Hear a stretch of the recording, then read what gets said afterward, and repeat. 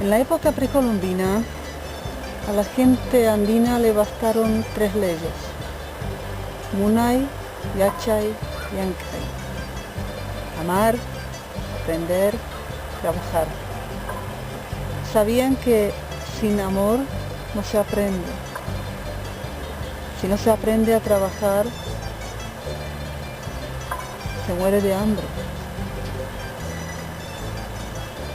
Cuando vinieron los europeos, empezaron a infectar a la población con sus vicios y la gente tuvo que cambiar sus leyes para Amaluga, Amasúa, Amaquelia, no mentir, no robar, no ser perezoso. Ya entonces sabían que la corrupción moral mata al ser humano de manera mucho más drástica que un arma. Y hoy día pues